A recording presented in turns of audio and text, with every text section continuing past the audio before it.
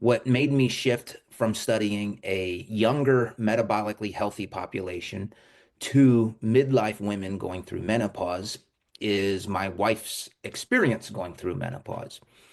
And for a while, she never wanted to talk about this. In fact, she hid her struggles from me. I knew something was going on, but neither of us knew it was menopause related. I'm really appreciative that more and more men are starting to look at things through the lens of female physiology because we are not small men. And there is big differences between men and women, especially when it comes to body composition.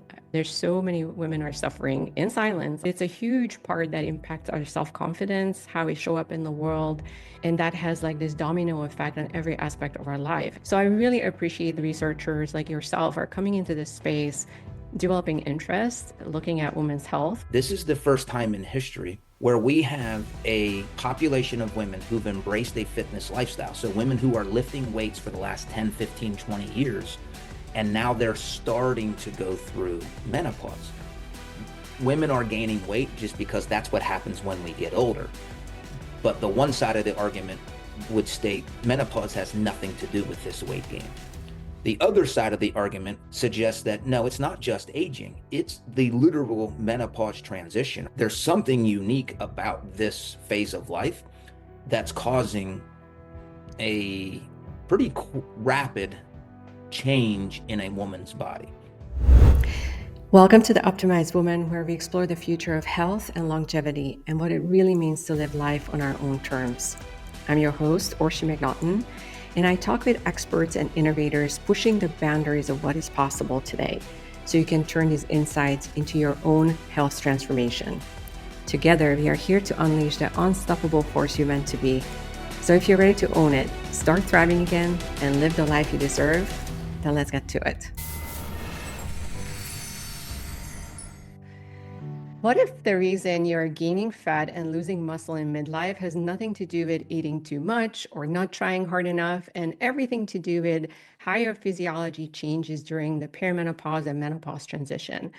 Dr. Bill Campbell is a leading researcher in physique optimization and a director of performance and physique enhancement lab in USF. In today's episode, we are diving into what really happens in your metabolism, muscle mass, fat loss potential during the menopause transition, and why most strategies completely miss the mark for women over 40.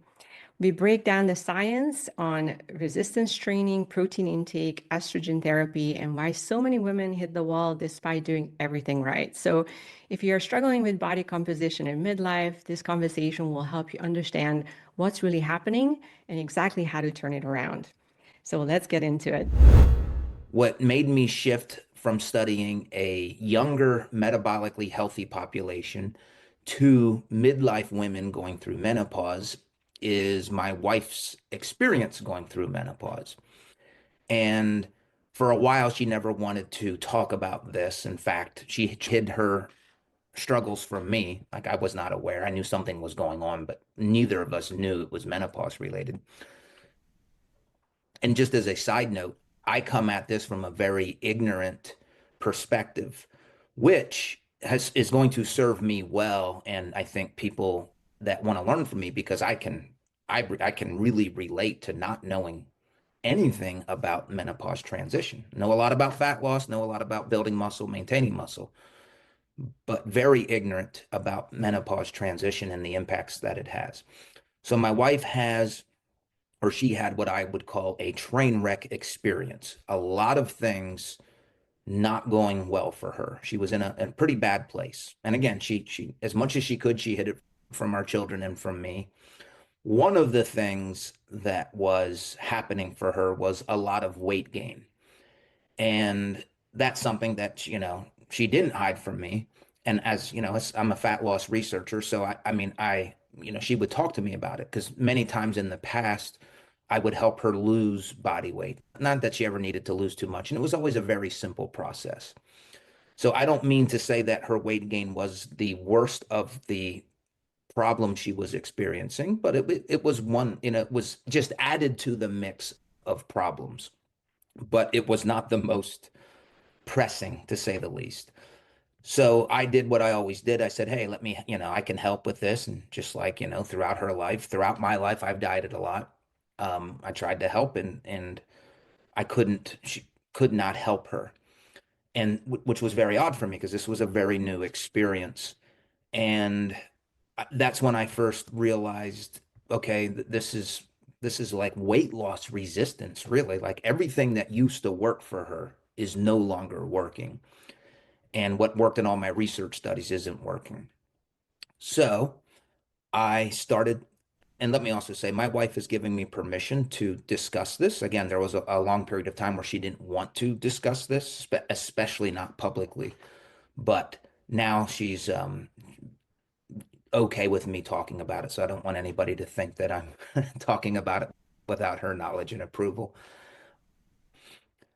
I started talking about this initially, not mentioning, hey, this is what my wife's going through, but just saying, hey, is anybody experiencing difficulty losing weight in your 40s, 50s? And I got what I would call an avalanche of stories, very sad stories about, again, a lot of different issues. But I'm a fat loss researcher, so that's the one that I'm prepared to, skilled to address. So I realized quickly through thousands of direct communication, this is not an isolated event. So there's my long answer to Yeah. why am I interested. And I just want to say that I'm really appreciative that more and more men are starting to look at things through the lens of female physiology because we are not small men. And and there is big differences between men and women, especially when it comes to body composition. I think it's so obvious that our body compositions are different and how we optimize that and our hormonal makeup is just so different. I myself come from being a owner of several fitness facilities for over 15 years, and I ran 3 different gyms and ran body composition challenges for more than a decade. And when I was younger, I got into it like in my late 30s. And then as I was going into my 40s, I noticed myself that even though I thought I was doing everything right, everything was just getting harder and harder. And I was developing that same weight loss resistance. And I saw that in that same population that I was working with, that just a strict nutrition fitness approach was not enough. There was some tools missing from my toolkit. I couldn't help people. And that's how I also went down the rabbit hole of focusing on women that are 40 plus and 40s and 50s because there's so much misery and there's so many women are suffering in silence, a lot of them. And as you said, the weight gain and the body composition change is just one part of it. There's so many other components to this, but it's a huge part that impacts our self-confidence, how we show up in the world. And that has like this domino effect on every aspect of our life. When I talk to women, the first thing everybody wants to do is lose body weight, even though they have all kinds of health issues going on. But the number one focus is always weight loss or body composition change because that is such a big piece of the puzzle of people's self-confidence, how they feel about themselves, their mental health. So I really appreciate that men and especially researchers like yourself are coming into this space, developing interest, looking at women's health because we really appreciate it and we need that. We need any help we can get. So I'm so excited that we're going to have this conversation and just see what you've learned so far. So let's start with what makes menopause transition particularly challenging when it comes to body composition for women? Yeah, and before I answer that, can I give one other piece of context to this? So you were a fitness professional experiencing this and observing it in others. And what makes this very, I'll just say intriguing, this is the first time in history, I believe, where we have a population of women who've embraced a fitness lifestyle. So women who are lifting weights for the last 10, 15, 20 years, and now they're starting to go through menopause.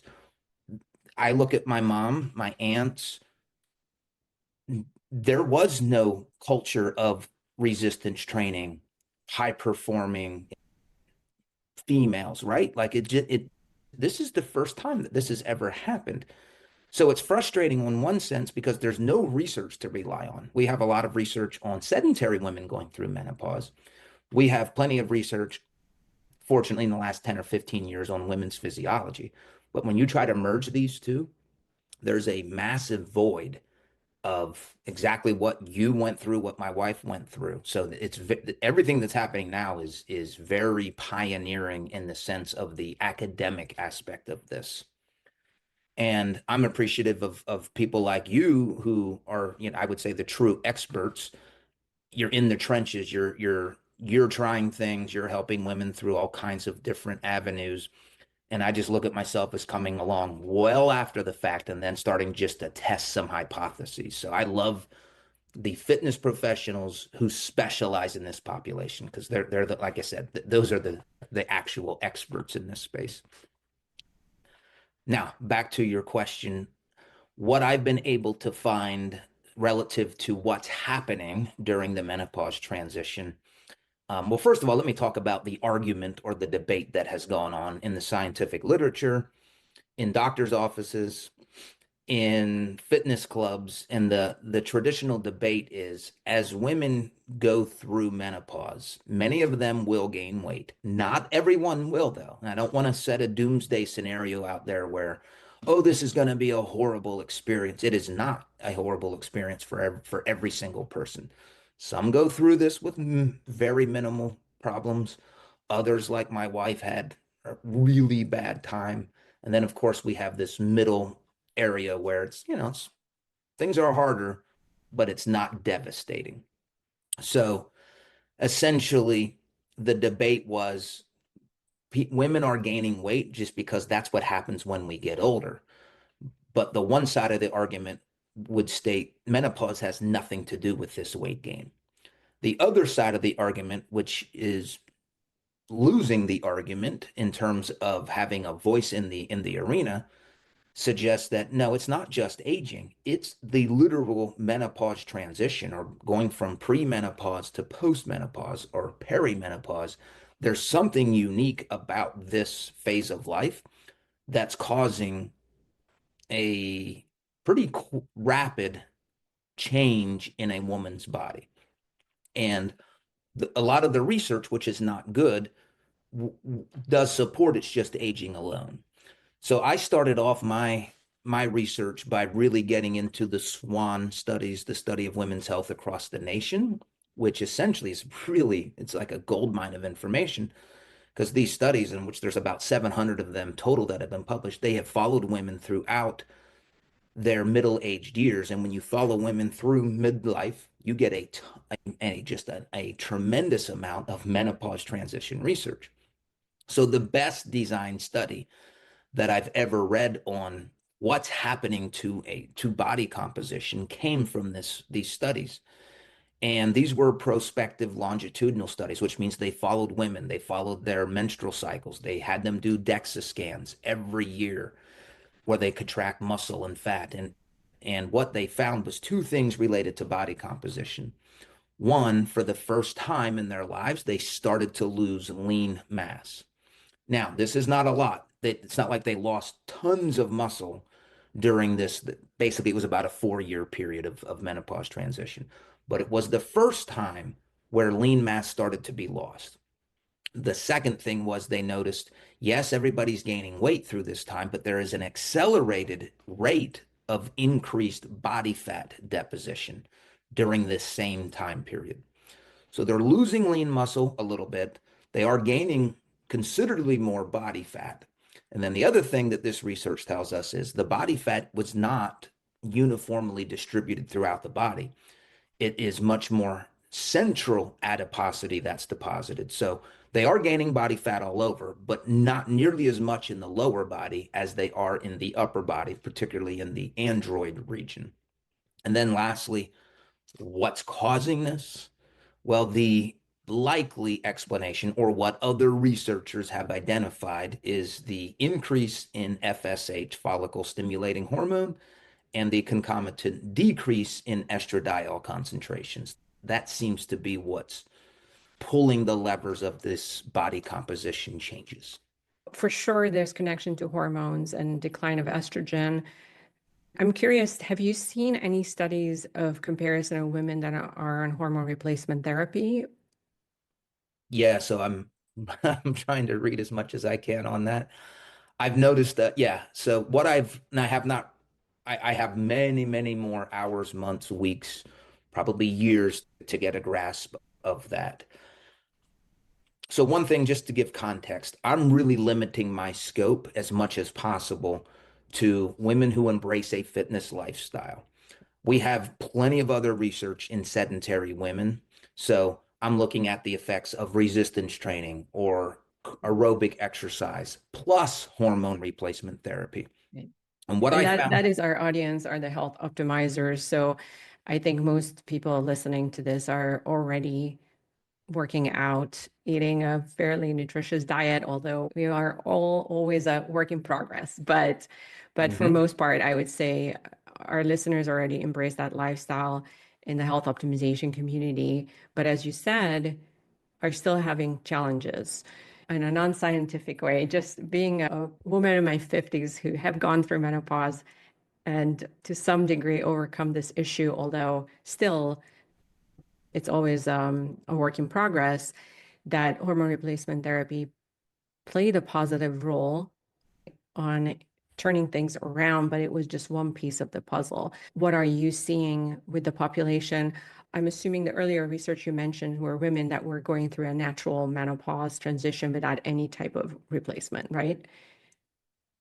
The yes, so earlier research. yes, but I have focused in the, the last few months, I've been focusing on what is the exact impact of estradiol, so estrogen Right. therapy on body composition, because to me that's the hormone that probably plays the largest role in this.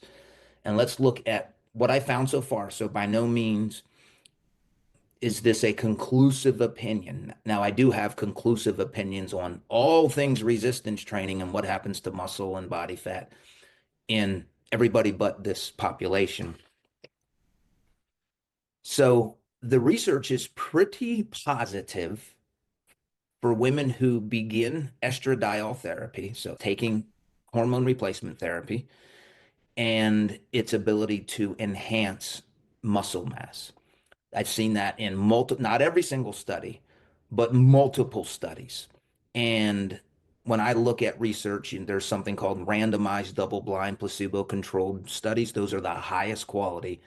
Some of those are also pointing to the fact that estradiol is anabolic. So if I were to make a summary statement for women who are able to go on estrogen, who don't have contraindications, and they're living a fitness lifestyle, it's likely that it will be a net positive in terms of their muscle mass. So they'll get more out of their resistance training than if they were not taking hormone replacement therapy. The other side of this, or the other tissue that we need to look at, is what about body fat? Now, I was, hoping, even in my wife's case, when she started estradiol, I wanted as a human, now as a researcher, I don't care, I just want the data, but as a human, I'm hoping that I'm going to, as I start looking into this, that I see a bunch of research where estradiol is going to lower body fat levels. And unfortunately, I didn't see that. There are some studies where estradiol clearly lowers body fat levels. And again, these are mostly in the older research where there is no resistance training. At the same time, I've come across many studies where estradiol has no impact on causing fat loss. And there's even some studies where estradiol actually suppresses the amount of body fat. So women are not losing as much body fat as compared to a placebo group. And this is in a resistance trained population. Yeah. So I look at the breadth of this research, and it's highly variable. I might say that the research is all over the place. And I compare that to, well, what feedback am I getting? I'm in a good position where women are sharing with me, usually privately, this is my experience. And I would say it very much mimics that research. Some women tell me, oh, I lost a lot of weight when I started estrogen. Others are like, it didn't, absolutely nothing for me. And I don't think women, I mean, and again, some women would say, hey, I gained weight during this. Now, I've never seen that in the research literature where somebody's exercising and taking HRT where there was body fat gain. Doesn't mean it doesn't happen, but I'm saying in the research. So let me just conclude by saying HRT, particularly estradiol, is what I focused on. Net positive for muscle mass and way too variable for me to ever make any conclusive statement about body fat reduction. I think the challenging part, and I think this is why most studies were done on men and not on women, because women are so challenging with their hormones, is that it comes down to hormonal balance. So you don't want women to be estrogen dominant and you don't want them to have an estrogen deficiency either. You have to be balanced. And even when you go into menopause, and especially menopause, perimenopause, women are still on a roller coaster of their hormones going up and down. So you could have months when women are estrogen dominant, and you could have months when they are actually deficient.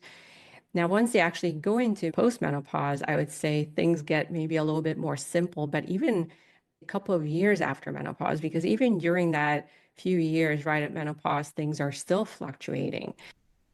And then you also have to look at their progesterone and testosterone levels too. So it's not just estradiol.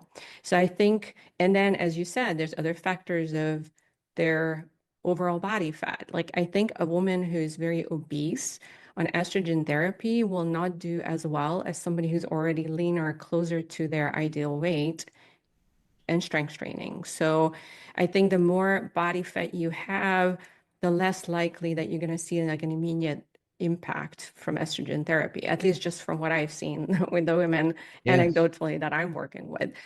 So it's so nuanced because I think what women need to understand is just one piece of the puzzle of lifestyle optimization.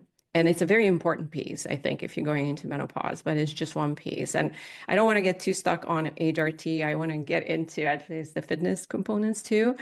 But before we move off of the hormone replacement topic, do you have any guidance on the ideal amount of estrogen therapy? Because there's a huge debate, how should you replace hormones for women? And some doctors and physicians really just go for like the absolute minimal effective dose to eliminate symptoms. And some try to go to an optimized range so you don't lose muscle mass and preserve your bone density and more of those longevity benefits that you get from a little bit higher amounts of estradiol levels. Do you have any opinions on that? Yeah, and then I want to follow up with a question to you just about the estrogen dominance thing, because that's something I'm currently trying to learn about. So, just one thing that made sense to me, and this is for a woman who is probably early postmenopause and they're now just starting HRT. And let me say, you make a good point. It's not just estradiol. A lot of these, now some of the studies was only estradiol, but a lot of times there is estradiol plus progesterone, or a lot of the studies are estrogen plus progestins, the synthetic versions of progesterone. We almost have nothing on testosterone, like nothing. So my lab is going to start a case series studies on that. We can talk about that later. What I've learned so far, and again, I want to make sure I am early in this process. So if we do this next year, maybe my opinions change. But I came across research that identified, and I wish I would, I think it's Lisa Gersman, I think that's her name. But she sent me an article about, hey, if you're going to prevent the loss of bone mineral density or optimize bone health, estradiol levels need to be at 60 picograms per milliliter. So that always stuck out. You at least want to get your levels to there. And then in the other research that I've read, where they measured muscle mass changes with estradiol, those ranges were typically above 80 picograms per milliliter. So it seems like 60 to 80, let's just say 80-ish, is what a blood level needs to be, according to the few studies that I've read on muscle and HRT treatment. Now, one thing that made sense to me let me back up. If what I've learned this, there is so many opinions on how best to go about this. And I think I've learned people have their own little systems or, hey, this is how it should be done.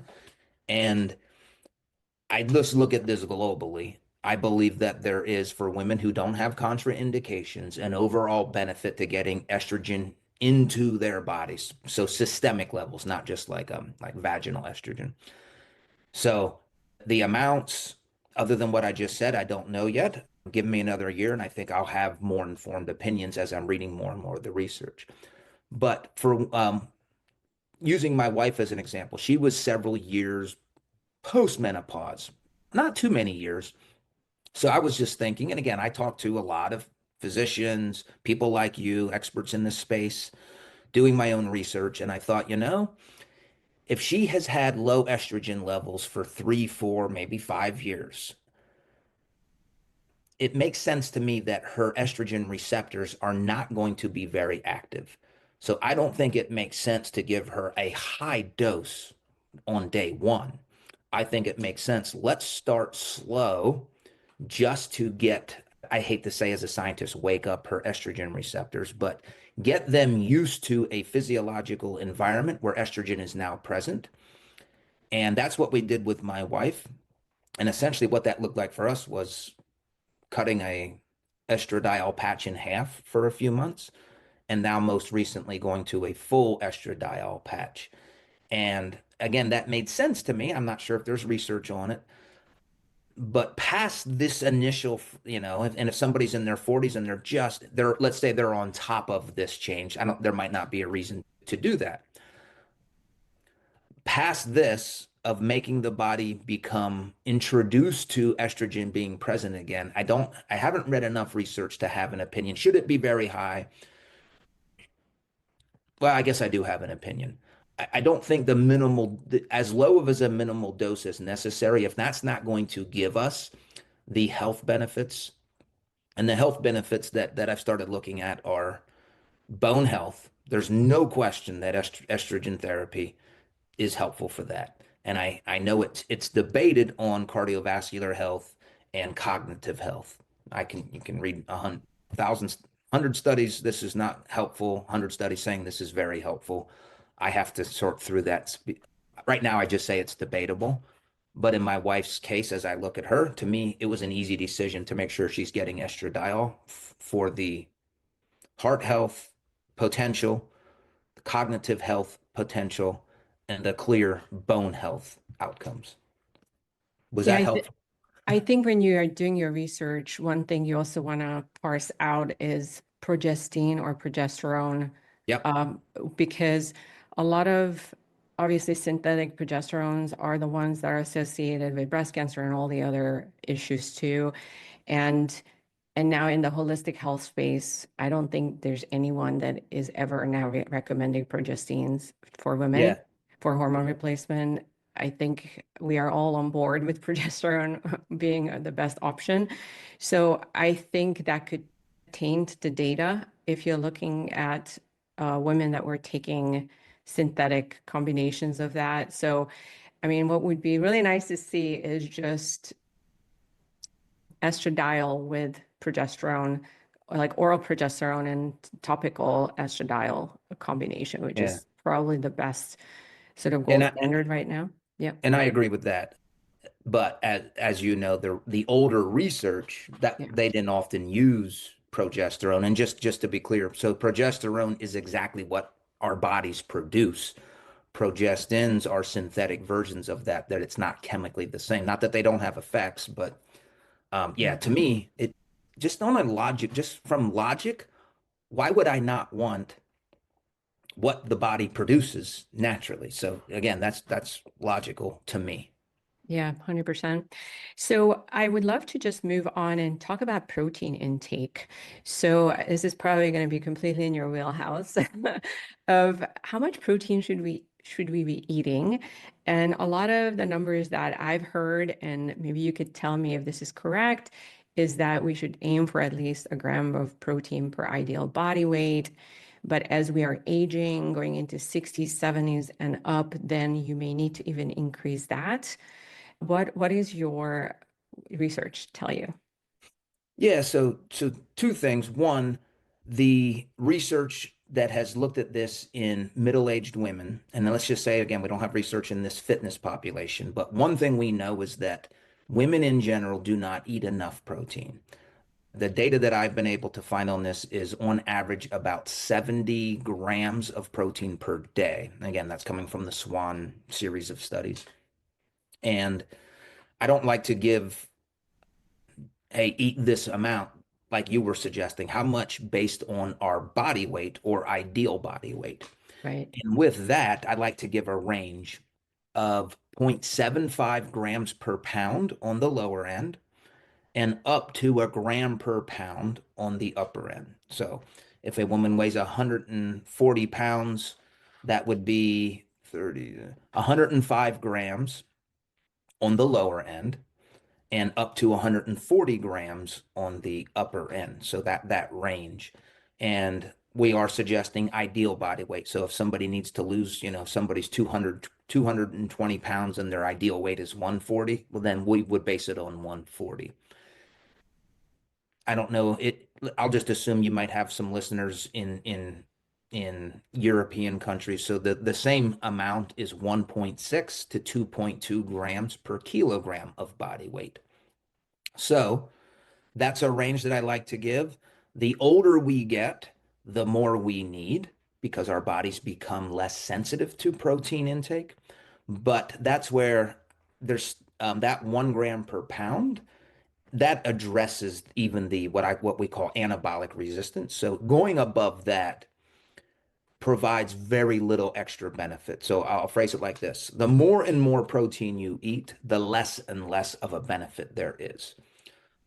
But if anybody is less than my lower threshold, so less than 0.75 grams per pound, if you go from lower to that range, there are huge, massive benefits to your body composition. Multiple studies have shown this across the lifespan. So, young women, women in menopause, women in postmenopause. So, as fitness professionals, it's the lowest lever we can pull to help women just if they're not currently eating optimal protein. If you make that one change, you will have, I will say significant, because that's what the research says, impacts on body composition, where they'll gain muscle and lose body fat. You mentioned that over that amount, there's less and less benefits, but I don't know anybody who eats more protein than that because people are not willing, as you said, like 70 grams were like the average. And what I see is that everybody's telling me they are eating protein, but if they track it, even just for a day, then they know, like you can see that not even close to what they should be eating. No one eats enough, like unless they are super intentional about having a really protein forward diet. I find that if I were to eat just protein all day, that's when I would go over, and that's pretty much impossible. Just eat protein. Like you're gonna have Yeah. carbs and fats, and just to get that amount of calories in. And I think that's why when you see bodybuilders getting ready for a show, it seems like they are constantly eating protein like every couple of hours because it's so hard to get it in, right? Do Yeah. you have some strategies of what you recommend for women, especially in this transition of how they can hit their protein goals? Yeah. So based on research, the best thing is to just, you got to have your goal. So again, what is your total daily protein intake? So figure out what that is. And then we want to make sure that we get that protein goal. So let's just say we're using 140 grams. Let's just use that example. By the end of the day, I need to ingest 140 grams. The best way to do that now is to ask, okay, within your lifestyle, how many feedings are you going to have today? Are you going to have 3 feedings, 4 feedings, 5 feedings, whatever that is? We want to try to approximately evenly distribute our protein feedings into a fraction of 140 grams. So let's just use somebody says, I'm going to eat breakfast, lunch, and dinner, and I'm also going to have a post-workout snack or meal. So the easy thing there is to just say, okay, that's 4 meals, 35 grams of protein for breakfast, 35 grams of protein for lunch, 35 grams of protein for dinner, and 35 grams of protein after my workout. That's when you look at it meal by meal and you plan, there's no way this is going to happen naturally. It has to be planned. And essentially, you're just choosing to eat some type of typically an animal source of protein, eggs, chicken, lean beef, fish, and or yeah, shrimp, or you can even leverage protein supplements. That's what I have to rely on. I wish I could get all of my protein through Whole Foods. I think that's better, but I struggle with that. So for my post-workout meal, I will typically have a protein, like a whey protein supplement. I have two questions on this. So I read a study a couple of years ago that came out that there was some, and I think the study was primarily on women, that there was a positive impact on muscle mass if you had a largest amount of protein consumption in the morning. I don't know if you have read that same thing that like consuming larger amount of calories, especially protein, for your first meal of the day, and then obviously tapering it down as you go through the day was the most effective way to preserve muscle mass. Yeah, so I'm not aware of that study, and this is I've done multiple protein studies, so I would be surprised if I overlooked it. I can cite studies now that were in males. So, and again, it's possible I overlooked that study, but the studies that I'm relying on kind of guard against skewing the meal. So in our culture, what tends to happen is we eat almost no protein for breakfast and we have the Right. largest amount at night. The ideal here, again, if the goal is to maximize muscle mass, approximately even protein feedings. Okay. Now, I if think it had to do with your circadian rhythm somehow, of like consuming the larger amount in the morning. And I think it also set you up for eating more protein during the day because, as you said, most Americans tend to eat like a carb heavy breakfast, and it kind of this is like the opposite of that. Having yes, protein in the morning, it sets you up for eating more protein during the whole day. yeah, And yep, also somehow it aligns with your circadian rhythm, like having more calories in the morning. I think your entire NEAT will go up during the day of just burning more calories too. And I'm not sure, I don't remember all the details now, but I at least that's what I thought was sort of the idea yeah. behind it.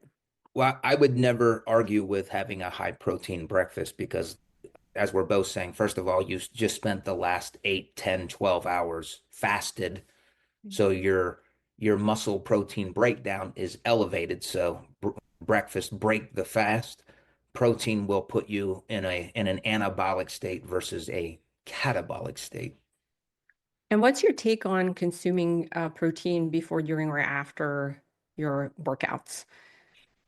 So the research on that is it doesn't matter whether you take it before or after. So I always like to ask people, what do you prefer?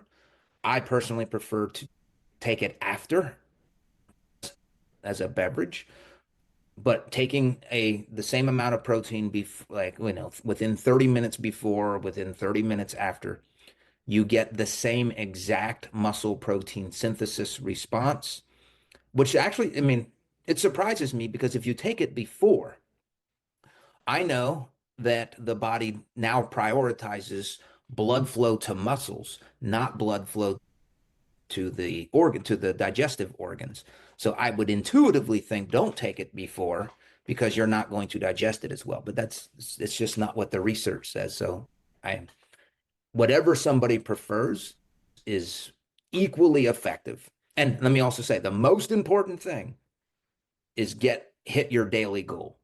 If before, after the workout, whether you get more breakfast, lunch, dinner, those things are all secondary or tertiary to getting the total amount that you want that we talked about before, the 0.75 to 1 gram per pound over the course of the day. So the timing of eating within that window of your workout of a couple of hours doesn't really matter as long as your daily protein consumption is there. Exactly, yes. Yep. Okay. Um, and when I was younger, I would have never believed that, but multiple studies have shown it taking it pre or post makes no difference. Now, that being said, to me, I always take protein after my workout. I'm going to eat protein anyway. There's no harm in it, and it just makes sense to me. But we just published the latest study. This was in male bodybuilders, same type of protein timing study, and it just reinforced what all the other research has reported. Surprisingly, it doesn't matter. Can you talk about supplements a little bit? So things that complete amino supplements, whey protein, creatine, maybe we could start with those, and then if there's any other really important supplements that people should be thinking about. Yeah, creatine is cheap. It's probably the most studied dietary supplement ever besides caffeine. So it's safe and it helps build muscle. So I think that one's an easy supplement to take. And when I got into this career when I was a grad student, it was creatine was a sports supplement, all about building muscle, jumping higher. Now it is a literal health supplement. It helps prevent concussive events, or somebody has a concussion and they have creatine in their body, their symptoms are not nearly as bad. We know that people who have strokes can recover a lot faster with creatine supplementation. Helps with Parkinson's disease. They looked at it in infants, autism.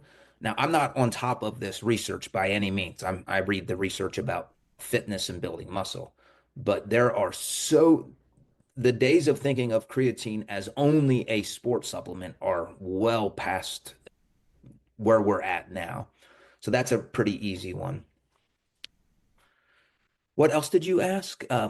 So I mentioned like things like whey protein and Oh, yeah. complete amino supplements. Yeah. And So whey protein, if we're going to use that one, half of whey protein is comprised of essential amino acids, and a third of whey protein is branched chain amino acids. Personally, I don't spend money on BCAAs or essential amino acids because I know that when I'm taking whey protein or casein or soy, I'm getting all of those anyway. So I prefer whole protein sources, even in, supplemental forms. Another supplement that I think is pretty good to take would be fish oil or essential fatty acids, so EPA, DHA. We know that those are anti-inflammatory, and it seems to me, and this is an area that I'm starting to research, that the best types of diets, anecdotally, I don't have evidence on this yet, but it seems to be more of an anti-inflammatory diet. So the supplements that would help with inflammation seem to make sense during this phase of life.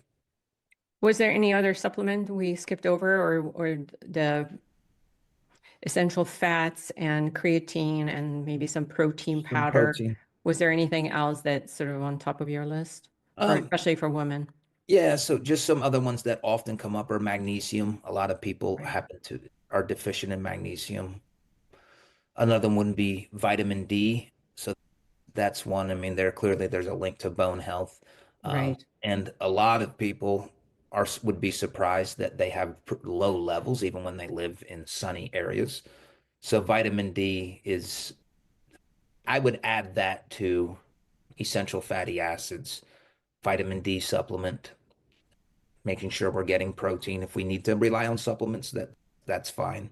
Yeah, I 100% second that. I do a lot of lab testing for people, and every single person is deficient in vitamin D as far as not Yeah. optimal. So either under 30 or teetering that barely acceptable range, and almost no one is above 50.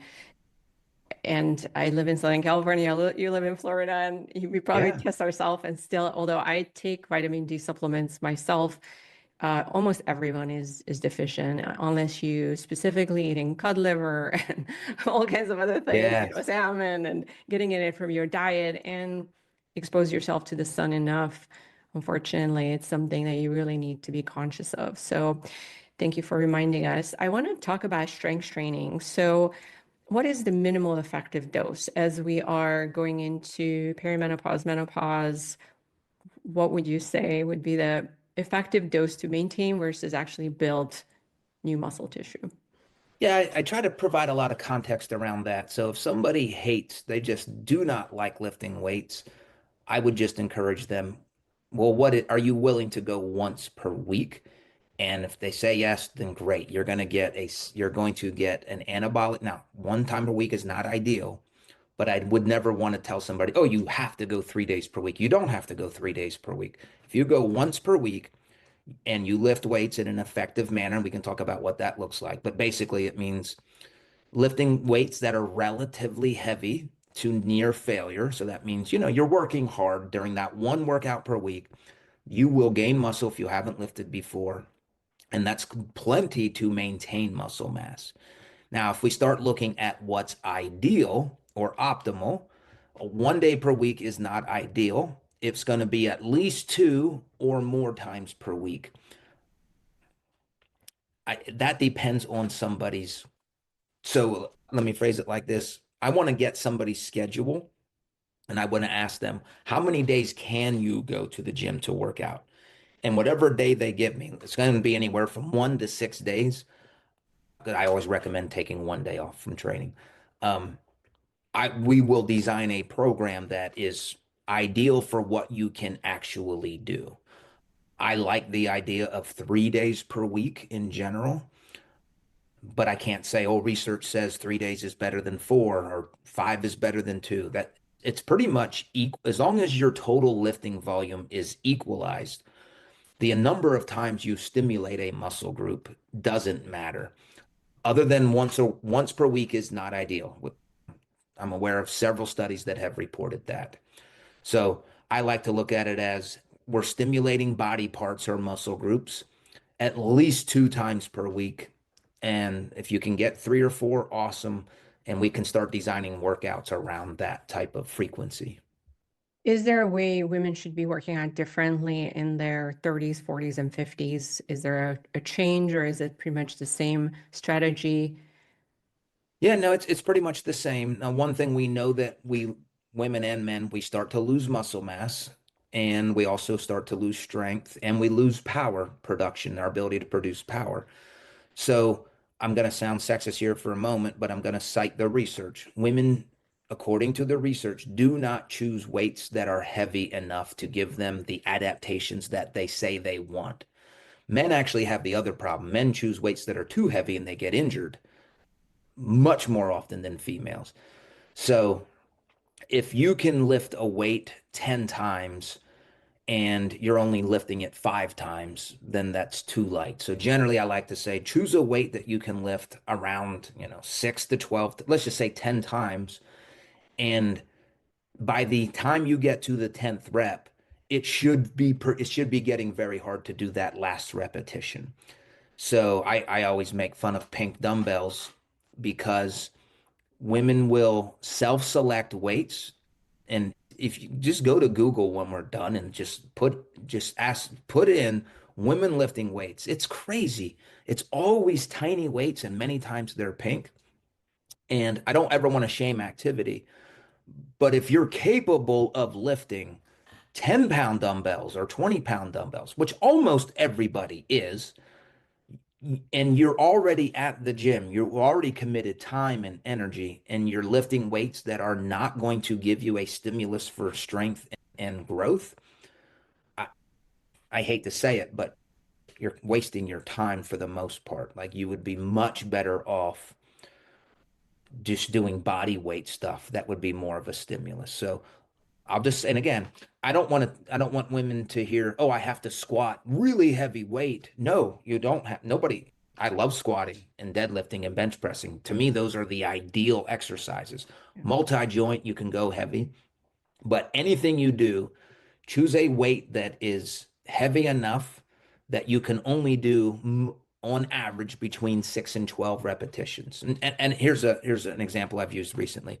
If you pick up a weight and you can lift it more than 20 times, that is too light. So I just want to put you in the neighborhood of being effective. Choose weights that you cannot lift more than 20 times. That at least gets you in the neighborhood. Yeah. Now, those women that are already working out, they're already lifting weights, and they want to set some goals for themselves. I want to be able to squat this much, or deadlift this much, or bench press.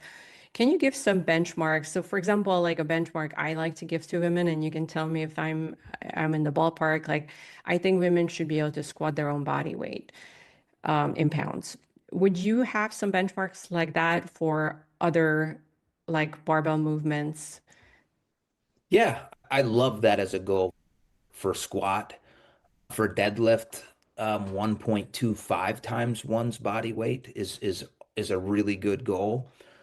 Bench press, definitely not your own body weight. I mean, some women can, and that's awesome, but that would be quite aggressive on a bench press. But just the fact that you ask and bring up these three exercises, these again, I look at these as if you can't, if you're capable, if you have healthy joints, you've got good range of motion, and you're healthy, and these are not part of your program, I always want to say they need to be in your program. Now, not everybody can do these, but if you have the capability, we want you to include them because they are going to have the best stimulus for bone mineral, not acquisition, but maintaining your bone mineral density.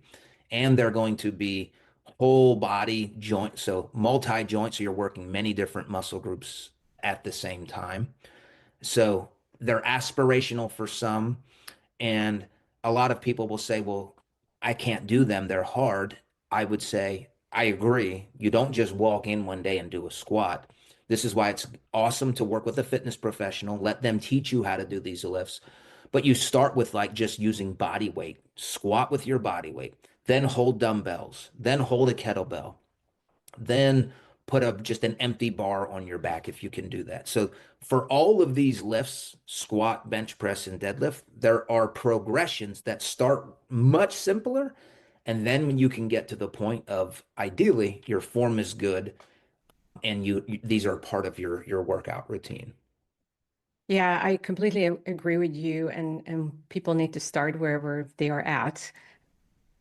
But I think to be optimal, you do need to lift heavy. I'm definitely biased to lifting barbells myself, so you can really load it and lift heavy. And I think what people need to feel sore. I think people need to feel the adaptation afterwards of that hermetic stressor of the workout. I feel like if you work out and you feel nothing the next day, you didn't put enough weight on that barbell.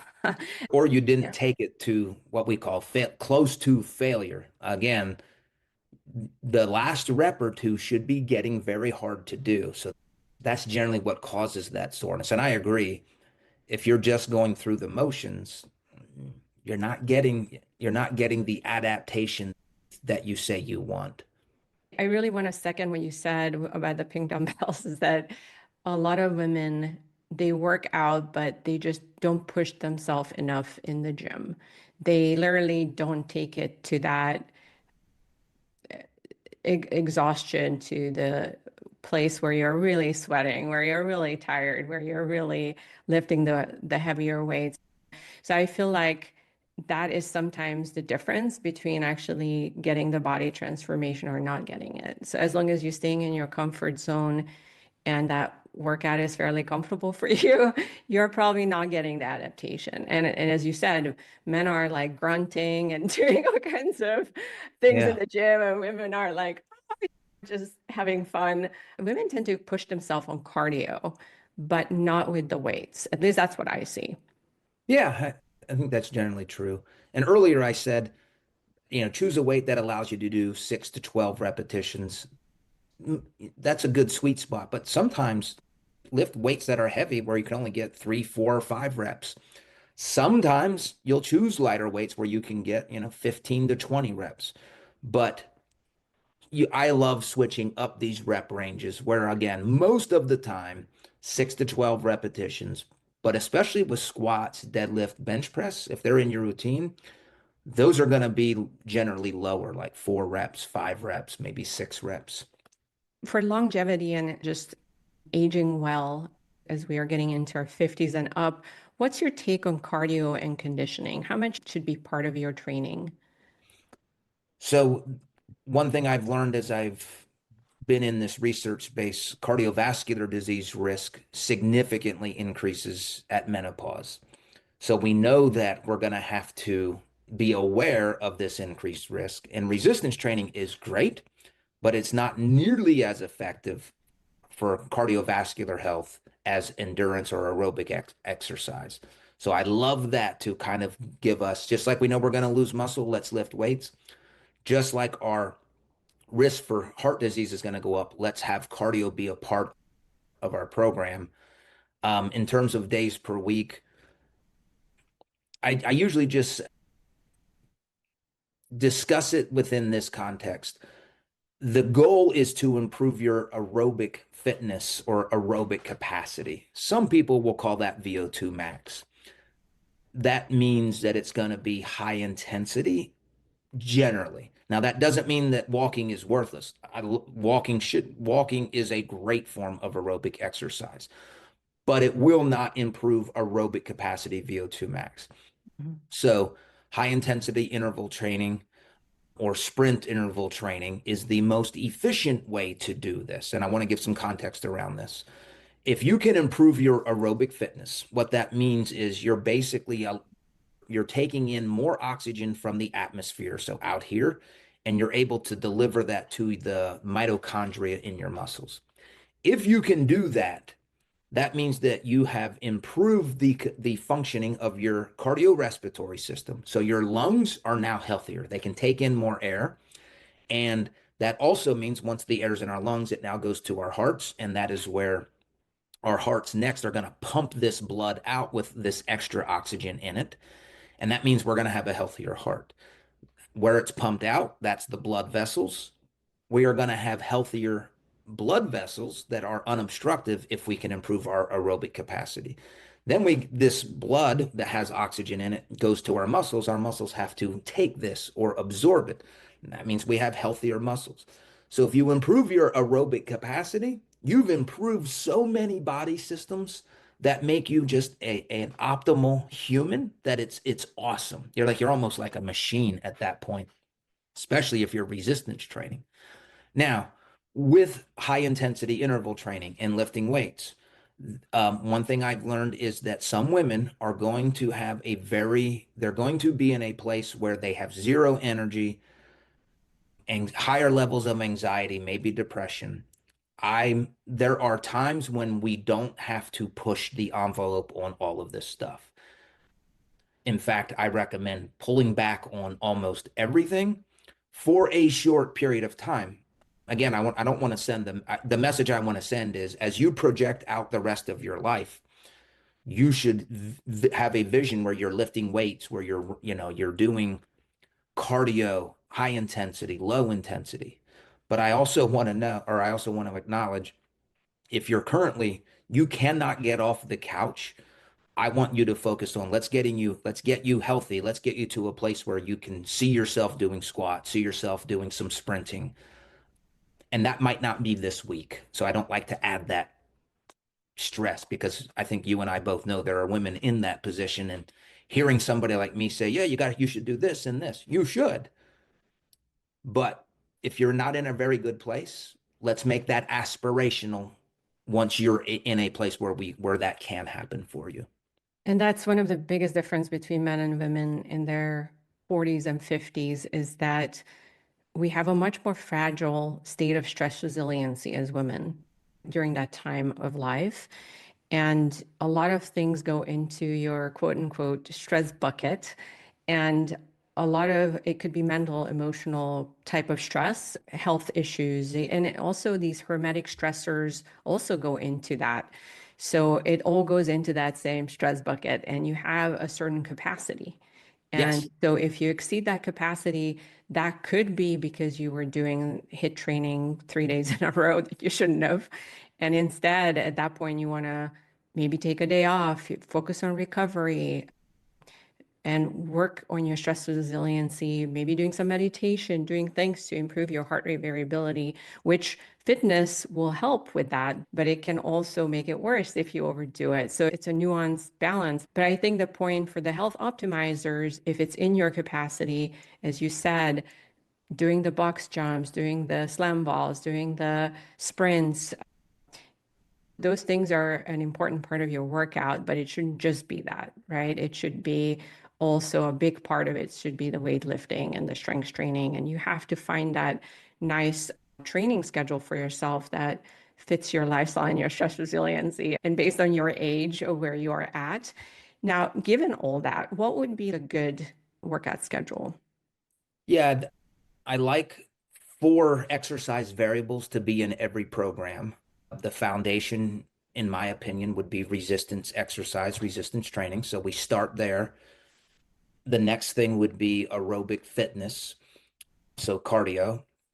And it doesn't have to be high intensity sprint interval training to improve aerobic capacity. It does have to be high intensity, but it doesn't have to be sprinting and then relaxing. Again, that's just an efficient way. And then the other two variables that I think should be in every program is power training and agility training, or what I like to call just foot speed training. Now, those last two can easily be part of a warm up for resistance training or an aerobic event. I don't want to keep saying, oh, I have to have a day of this and a day of this. Some people can do power training. So you call them box jumps. That's perfect. Because we lose our capacity to produce power as we age. And that actually, we lose that faster than strength in our 50s, 60s. So doing things that are explosive, like box jumps or like push ups that are explosive in nature or medicine ball throws, that's going to help us retain our capacity for power production. But again, I just usually include these in a warm ups. So it's not adding a lot of extra days and time to my workout. So I would always ask, well, how many days can you go to the gym? If they say 3 days per week, then I would say, okay, we'll do 2 days of resistance training with that will include power and agility stuff in the warm up. And then that third day per week, we would do some type of aerobic activity for the third day. And then I would also advocate, can you walk? Can we do other forms of movement throughout the week?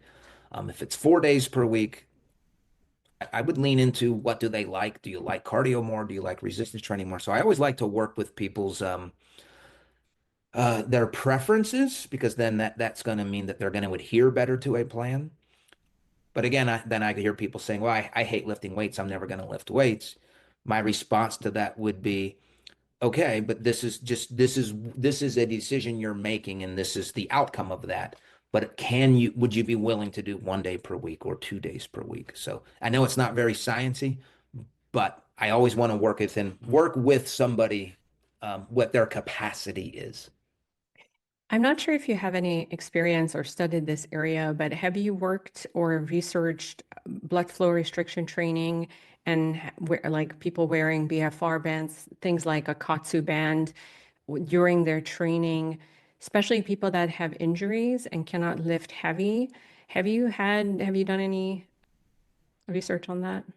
So I'm very familiar with the concept, the use of it. I haven't done personal research, but one thing that's intriguing to me, and I haven't seen this yet, is one of the symptoms of menopause transition for a lot of women is joint pain.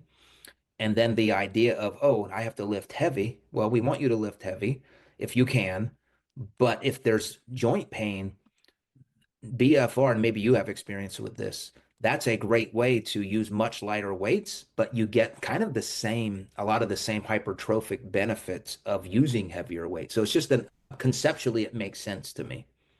I actually have a Katsu band and I've been using it for almost a year. I personally don't wear it at the gym, but I use it actually when I am not working out. So when I'm just walking around doing things Oh, around the yeah. house, because I have a very sedentary job, like sitting in front of a computer. So I try to stay active. And when I'm walking around or doing something, then I wear my Katsu bands and it gives me a little workout, even though I'm not physically pushing myself. And it's a nice way to maintain your muscle mass. I think it's really ideal for people that have an injury or older people that literally just cannot do any heavier physical activity. Going back just to wrap up this conversation, you've been working with your wife. Has her situation turned around? Did she lose the weight? Tell us what happened to her. What are the things that worked for her, didn't work for her? Is there anything unique that you noticed, like differences between men and women that you learned so far? Well, I think the one thing that I learned personally was my wife's probably not a lot different than a lot of other women, and it makes me sad to know that a lot of women are suffering and they don't want to share that. They don't want to talk about it. So that's sad that because again, we have a very good marriage, and for whatever reason, my wife just didn't want to talk about it, and that led to her having to suffer a lot longer. Because once I became aware, then I didn't know about hormone replacement therapy. I was influenced, I think, by the Women's Health Initiative study, even though I didn't know about that study at the time. But I'm like, oh, what about breast cancer? So I spent a lot of time doing, research and then came to the conclusion, no, HRT is the right decision. I just wish I would have came to that conclusion earlier. So that's the one thing that's been impressed upon me, just an awareness of some women, not every, some women are going to go through this with no problem. Some are going to have a very bad time. And I just don't, I think my message on this is one, the most important thing is embrace a fitness lifestyle. So that's your best defense against all of this. Second thing is be open to hormone replacement therapy. Some women can't take it for various reasons, but if you are able to take it, be aware that it is an option. Don't just automatically say no to it, which happens a lot. I'm learning like a lot of women are just, nope, I'm not doing it. And I don't know. I don't know where that comes from. Maybe there's shame or stigma attached to taking HRT. I'm not sure. We're doing a menopause fitness survey now, and we are asking some of those questions. And the last thing that we didn't talk about was, and this goes back to the importance of, or the goal of trying to not gain body fat and to maximize muscle mass is the importance of sleep. So if you're sleep deprived, it is really working against your body's ability to lose fat and to build muscle. And one thing that this is like progesterone is so helpful. If you're not sleeping and you're not on progesterone, that seems to be very, very beneficial for in a lot of cases to help people not be sleep deprived, to help their ability to sleep throughout the night. Especially the oral progesterone taken in the evening is probably the best practice. Is your wife health turned around? Is she feeling better? Did she make some progress? The first thing once we decided hormone replacement therapy was the right decision, as soon as she started progesterone, it was an immediate change in quality of life. Immediate. Just again, why didn't we do that earlier? Waited a little while, started estradiol. So right now, I think we're still in the phase of adjusting, getting it. And that's another thing I've learned. It's never just one, it's rarely, I guess, never one and done. Take it, take notes, make adjustments, feel better, worse. So it's kind of a process. So yeah, energy levels turned around, outlook turned around, body composition definitely has been able to gain back muscle. She just recently told me, "Hey, I'm definitely stronger than I've been for the last few years. Lost some weight, not all of the weight. So that's actually feeding into like what my research lab's going to be looking at is just different types of diets. So hormone replacement therapy put her in a position where she actually had some level of energy to work out. So yes, definitely was helpful with her body composition, but not to premenopausal levels, is what Yeah. she would say. She would say, yes, I am not back to where I was, in my mid 40s, but an improvement, yes. Yeah, I want to encourage her to stay on the path because there is light at the end of the tunnel. There's a lot of pieces that need to fit into place to put your health back together. It really I would say to her that the hormone replacement therapy is one piece of that puzzle, and it's good that she's starting to get that dialed in. As you said, it takes sometimes years to get that right and get it to the right level.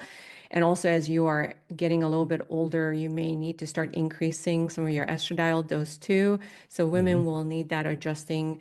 Unfortunately, as you said, it's not one and done. You have to be patient. And so much of it also connected to adrenal function in women. And managing stress is one of the biggest piece of this puzzle. And until you figure that part out, it's very hard to change the body composition.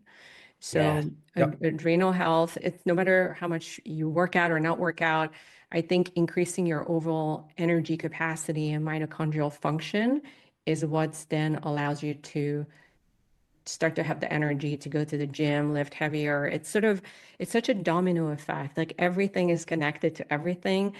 And that's why sometimes putting the puzzle back together takes some time and patience, but it can be done. It's been done for many women, and I really encourage her to stay on path. And I give you kudos for doing all this work.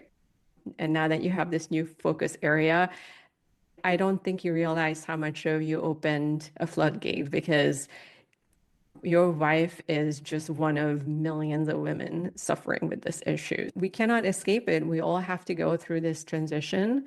You like it or not, you're going to get older and you're going to go into menopause, and it is what it is, but you can still get your life back and you can still have a good quality of life and get your body composition back on track. It just takes a little bit more work than it was in your 30s and 40s. Bill, thank you so much for spending time with us. And how can people find you, follow you, and connect with you? Yeah. So the easiest place would be Instagram. So that's Bill Campbell, PhD is my handle. Um, I produce a research review where focus, I review research solely dedicated to building muscle and losing body fat. So that's at my website, billcampbellphd.com. And lastly, I started a YouTube series on menopause fitness, and my YouTube channel is Bill Campbell, PhD. Thank you so much for tuning in. This is Maya. Our production team pours our hearts into this show because we believe women deserve better. Better conversations, better tools and health strategies that are actually built for our physiology. But here's the truth. This show doesn't grow on its own. It grows because you share it. So if this episode hit home, do me a favor, follow the show, leave a quick review, and text it to a girlfriend who needs to hear this. And if you want to go deeper or connect with other women on this path, come join our free community at optimizedwomen.com. Thank you for being here. We appreciate you more than you know. The views expressed on this podcast are solely those of the speakers and do not reflect the host's opinions. The content is for informational purposes only and is not a substitute for medical or nutritional advice. Always consult a licensed healthcare provider.